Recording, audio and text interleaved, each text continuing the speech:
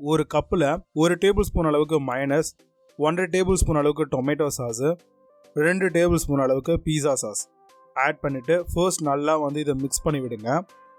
நல்லா உங்களுக்கு மிக்ஸ் ஆனோடனே உங்களுக்கு லைட் ஆரஞ்சு கலரில் கிடைக்கும். இப்போது இதில் வந்து 2 டேபிள் ஸ்பூன் அளவுக்கு மில்க் ஆட் பண்ணிக்கோங்க. ஆட் பண்ணி நல்லா வந்து ஃபர்ஸ்ட்னா மிக்ஸ் பண்ணி விடுங்க. நல்லா ஒரு க்ரீமியான ஒரு டெக்ஸ்சர் வந்து உங்களுக்கு கிடச்சிரும்.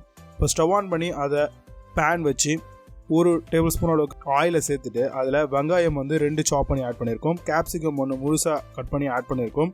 எல்லாம் நல்லா வதங்கட்டோன்னு நல்லா வதக்கி விடுங்க. கொஞ்சமாக சால்ட் தேவைக்கு ஏற்ற மாதிரி ஆட் பண்ணிவிட்டு நல்லா வதங்கினதும் ஒரு பிளேட்டுக்கு அதை மாற்றி வச்சுக்கோங்க.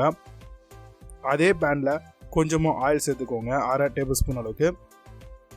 இதில் நம்ம கட் பண்ணி ஒரு ப்ரெட்டை 4 கட் பண்ணி வச்சுருக்கோம். அந்த ப்ரெட் துண்டு எல்லாத்தையும் ஆட் பண்ணிவிட்டு நல்லா ஃபர்ஸ்ட் வந்து பார்த்திங்கன்னா லைட்டாக ப்ரௌன் கலரில் ஃப்ரை பண்ணி எடுத்துக்கலாம். இப்போ நம்ம ஆல்ரெடி சாஸ் ஒன்று பண்ணி வச்சுருந்தோம் இல்லையா, அதை ஃபுல்லாகவே வந்து நம்ம அப்ளை பண்ணிக்கலாங்க.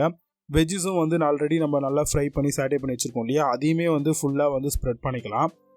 நல்லா ஸ்ப்ரெட் ஆனதும் நம்ம துருவி வச்சுருக்கக்கூடிய இல்லைனா மொசல்லா சீஸ்ன்னு சொல்லுவோம் இல்லையா, அதை வந்து ஃபுல்லாக வந்து போட்டு வச்சுக்கலாம்.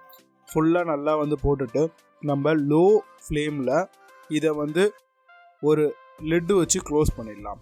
அந்த லோ ஃப்ளேம்லேயே உங்களுக்கு அடியில் இருக்கக்கூடிய ப்ரெட் எல்லாமே வந்து நல்லா ஹீட் ஆகி மேலே இருக்கக்கூடிய சீஸ் வந்து நல்லா கம்ப்ளீட்டாக மெல்ட் ஆகும். இந்த மெல்ட்டிங் ஸ்டேஜ் வந்த உடனே நீங்கள் பார்த்தீங்க அப்படின்னா தெரியும். இந்த டைமில் நீங்கள் ஸ்டவ் ஆஃப் பண்ணிவிட்டு தாராளமாக சர்வ் பண்ணலாம். சூப்பரான சீஸி பிரெட் பைட்ஸ் வந்து பக்காவாக ரெடி. இதை தாராளமாக 3 பேருக்கு சர்வ் பண்ணலாம்.